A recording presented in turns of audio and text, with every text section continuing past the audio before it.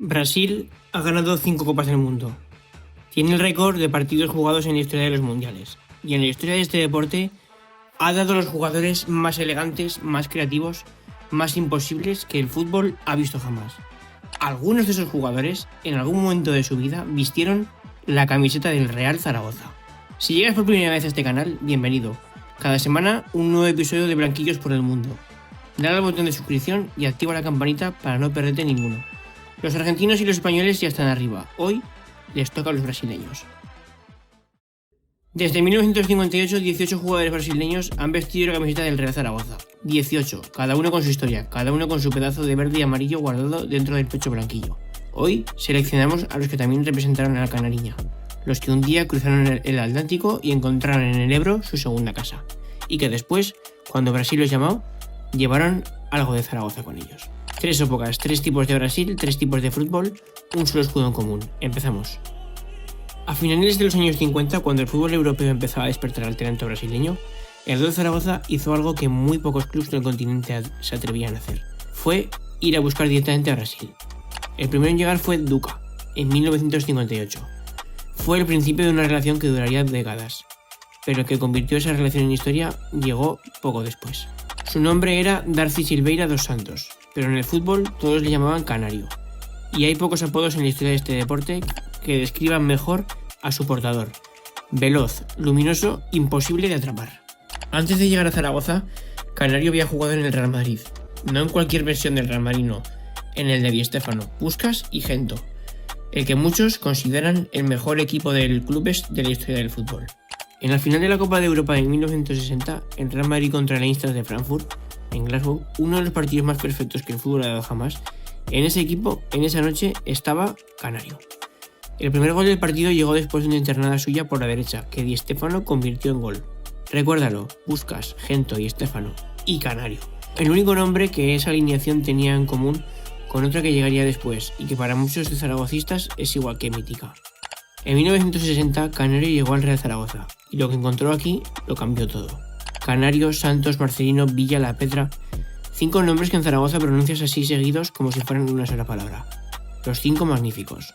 Una de las delanteras más formidables que el fútbol español ha visto jamás. Y en el extremo derecho, el brasileño que había jugado en el Real Madrid y que aquí, en la Romareda, se convirtió en leyenda. 178 partidos, el récord de partidos de un brasileño en toda la historia del club. 3 finales ganadas en los años 60, 2 Copas del Generalísimo y la Copa de Ferias. Y con la selección brasileña, Canario jugó con Pelé, lo dijo él mismo, con una sonrisa de quien no necesita inventarse nada. Jugué con los mejores, sobre todo con Di Stéfano, el más grande, y te lo digo yo, que también jugué con Pelé en la selección brasileña. Pero hay una cosa que Canario nunca pudo hacer, y que le costó más de lo que jamás confesó en público. En 1958 Brasil ganó su primer mundial en Suecia, con Pelé, con Garrincha, con Babá, con Didi, con todos los grandes. Canario estaba en la preselección, tenía el nivel, tenía el talento, pero jugaba de extremo derecho, y en el extremo derecho de aquella selección estaba Garrincha, el ángel de las piernas torcidas, quizás el driblador más prodigioso que el fútbol ha conocido, y Canario jugaba en la misma posición. No hubo mundial para Canario, no por falta de nivel, sino porque enfrente tenía el más grande de todos los tiempos en su puesto. Años después, ya retirado, viviendo en Zaragoza, Canario lo resumió con una sencillez que desarma. Siempre seré zaragocista y madridista, las dos cosas. 2 leyendas, un mismo hombre y el Ebro como testigo de todo. Si la historia de Canario te ha emocionado, dale al like ahora. Nos ayuda más de lo que imaginas. Y cuéntanos en los comentarios, ¿sabíais que Canario había jugado en el Real Madrid antes de venir a Zaragoza? Que mucha gente no lo sabe, y ese es uno de los datos más increíbles de la serie. En los años 90, Brasil volvió a ser el mejor equipo del mundo. Ganó el Mundial de 1994 en Estados Unidos. Llegó a la final de 1998 y en 2002 lo ganó de nuevo, de forma aplastante, con uno de los equipos más poderosos que la Canariña ha tenido jamás. En esa época, 3 brasileños pasaron por el Real Zaragoza. 3 hombres muy distintos, con historias muy distintas, pero con algo en común. Todos dejaron en Zaragoza algo que el tiempo no ha borrado ni borrará jamás. En enero de 1995 el Real Zaragoza recibió un lateral derecho de 24 años, cedido por el São Paulo de Brasil. Era rápido, ambicioso, con una energía que costaba contener. Su nombre era Marcos Evangelista de Moraes, todos le llamaban Cafú. Llegó al mejor momento en el club, la temporada de la Recopa, la temporada de París. Llegó para ser parte de algo histórico, y lo fue. El 10 de mayo de 1995, en el Parque de los Príncipes, el Real Zaragoza ganó la Recopa de Europa al Arsenal. Cafú estaba en el banquillo, pero estaba. El problema es que en Zaragoza lo bloqueaba a alguien. ¿Recuerdas a Alberto Belsue del episodio anterior? ¿El lateral derecho que ganó 8 veces la internacionalidad con España? Pues bien, Belsue era tan buen jugador que el Cafú de aquella época no era titular por encima de él. Leedlo de nuevo, Cafú no consiguió desbancar a Belsue en el Zaragoza. Lo que vino después es una historia universal. Cafú se fue a la Roma, luego al Milán, ganó el Mundial de 1994 con Brasil, llegó a la final de 1998, ganó el Mundial de 2002, siendo el capitán del equipo, 142 internacionalidades, el jugador que más partidos ha disputado en la historia de los mundiales, 20, el único jugador en la historia del fútbol que ha jugado en 3 finales consecutivas de Copa del Mundo, 1994, 1998, 2002. 3 finales, 2 copas, una carrera irrepetible. Y todo eso comenzó en una temporada en Zaragoza, en la que no era titular porque Belsue era mejor que él. El fútbol tiene un sentido del humor muy particular. El siguiente jugador de este bloque ganó el bronce olímpico con Ronaldo, Rivaldo y Roberto Carlos.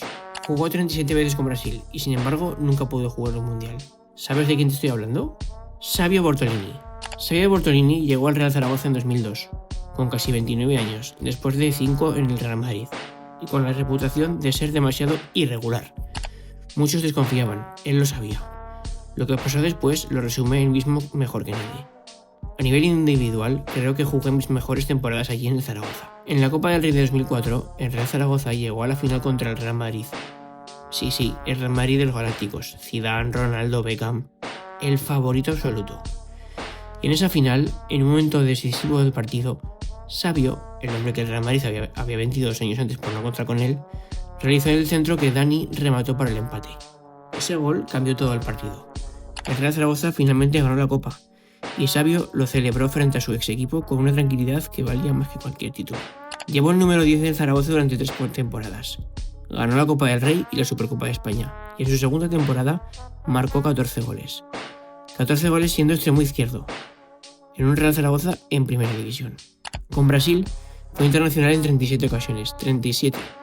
Ganó la medalla de bronce de los Juegos Olímpicos de Atlanta en el 96, en una selección que tenía a Ronaldo, a Rivaldo, a Roberto Carlos, a Bebeto, la mejor cantera del mundo. Pero hay algo que Savio nunca pudo conseguir, y que él mismo reconoció en una entrevista con una honestidad que duele. Nunca jugué en ningún mundial. Aún me pregunto por qué. Brasil tenía enormes jugadores, una de las mejores épocas, pero creo que en mi carrera merecía al menos haber jugado en un mundial. 37 internacionalidades, los mejores años de su carrera en Zaragoza, y nunca una Copa del Mundo. A veces el fútbol no reparte las cosas como se merece. Hoy, Savio vive ligado al fútbol desde otra trinchera, pero cuando alguien le pregunta por su mejor etapa como jugador, la respuesta es unánime: Real Zaragoza. El siguiente bloque tiene 2 jugadores. El primero es alguien que marcó 57 goles con la blanquilla, y que, cuando el club bajó a segunda división, tomó una decisión que te va a sorprender. El segundo es campeón del mundo con Brasil, y llegó a Zaragoza en un momento muy concreto, un momento en el que el club lo necesitaba de verdad. Llevamos ya la mitad del vídeo. Si lo estás disfrutando, es el momento de compartirlo con alguien a quien le guste el fútbol con historia. Y cuéntanos en los comentarios, ¿cuál es el jugador brasileño que más recuerdas de la historia del Zaragoza? Los leemos todos. El Brasil que ganó el Mundial de 2002 fue el último gran equipo que la Canariña ha conseguido la Copa hasta hoy. 5 mundiales en la historia, el país más ganador de todos, y 2 de sus jugadores de esa generación, en distintos momentos y por distintas razones, acabaron vistiendo la camiseta de nuestro Real Zaragoza. En el verano de 2005, con David Villa recién salido hacia Valencia y la delantera blanquilla necesitando un revulsivo, el Real Zaragoza fichó a un delantero brasileño del Borussia de Dortmund. Venía de marcar 14 goles en 4 temporadas en Alemania. Se llamaba Everton Enrique de Sousa.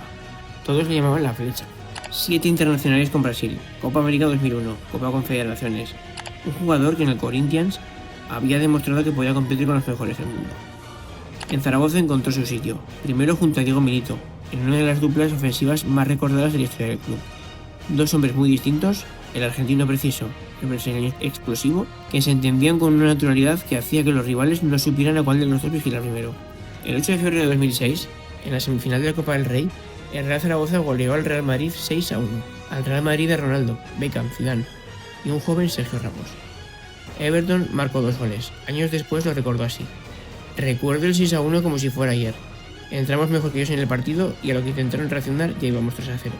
Llegó Milito y Everton, la flecha brasileña y el príncipe argentino. Aquella noche juntos hicieron historia.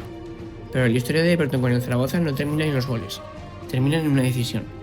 En 2008, el Real Zaragoza descendió a Segunda División, un club de primero durante décadas con historia europea, en la Liga, en las Copas, en Segunda. Everton recibió una oferta importante del Stuttgart, se fue cedido, tuvo su temporada en Alemania y entonces eligió volver. Volvió a un club en Segunda División, con todo lo que eso implica. Menos dinero, menos foco, menos glamour, y en esa temporada en Segunda, Everton marcó 28 goles. El Pichichi, y por supuesto con el brazalete de capitán. El Zaragoza descendió y Everton, que podría haberse ido, eligió quedarse. Cuando se fue definitivamente dejó 57 goles con la blanquilla, el máximo goleador brasileño en la historia del club, un número que todavía hoy nadie ha superado. Everton no ganó ningún mundial, no fue campeón de Europa, pero en Zaragoza fue de los nuestros, y eso, para los que estuvieron, vale igual. El último jugador de este episodio es diferente a todos los demás, porque él sí ganó el mundial, con Brasil, en 2002, y llegó al Zaragoza no en su mejor momento, sino el peor momento del club. Lo que hizo aquí y por qué lo hizo es la mejor manera de cerrar este episodio. En enero de 2010, el Real Zaragoza fichó a un centrocampista que hacía unos años había sido titular en la final del Mundial de Corea y Japón 2002. Un hombre que había ganado la copa más grande del mundo junto a Ronaldo, Cafú, Ronaldinho y Rivaldo. Se llamaba Edmilson. Llegó procedente del Palmeiras. Ya no era el jugador explosivo de sus mejores años. Pero traía algo que no caduca: el saber estar, la inteligencia, la experiencia de haber jugado en el más alto nivel durante una década. El Zaragoza de aquel invierno estaba en apuros. Necesitaba puntos, necesitaba liderazgo. Y Edmilson llegó para aportar las dos cosas. Junto a otros refuerzos invernales, ayudó al equipo a salvar la categoría. No fue su mejor temporada, no fue la más brillante, pero fue la que el Zaragoza necesitaba, y Edmilson ahí estuvo. Hay algo en la historia de los brasileños en Zaragoza que se repite una y otra vez. No todos vinieron en su mejor momento. No todos vinieron cuando el club estaba en lo más alto. Algunos vinieron cuando se les necesitaba. Y eso, en el fútbol, es una forma de querer a un club que no siempre se cuenta. Edmilson, campeón del mundo, eligió Zaragoza. En enero, en invierno, cuando el Cierzo arrecia y el Ebro baja frío. Eso también es una historia que merece contarse. Canario, Cafú, Sabio, Everton, Edmilson. 5 hombres distintos, 5 historias distintas. 5 formas diferentes de llegar a Zaragoza y dejarlo aquí. Brasil tiene 5 estrellas en su camiseta, una por cada mundial ganado. 5 momentos en que el mejor país de la historia de este deporte fue también el mejor equipo del planeta. Y en cada una de esas 5 épocas había un hilo, invisible, delgado, que de alguna manera conectaba el país más futbolístico del mundo con una ciudad del norte de España a orillas del Ebro. No es casualidad, es nuestra historia. Si has llegado hasta aquí, muchas gracias. Ya tienes los argentinos, los españoles y los brasileños. ¿Quién es el siguiente? Deja en comentarios el país que quieres ver en el próximo episodio. Los uruguayos tienen a Poyet, los alemanes tienen a Breme. Tú decides. Suscríbete si todavía no lo has hecho, dale like y comparte con alguien que ame el fútbol de verdad. Hasta el siguiente episodio, somos Blanquillos por el Mundo.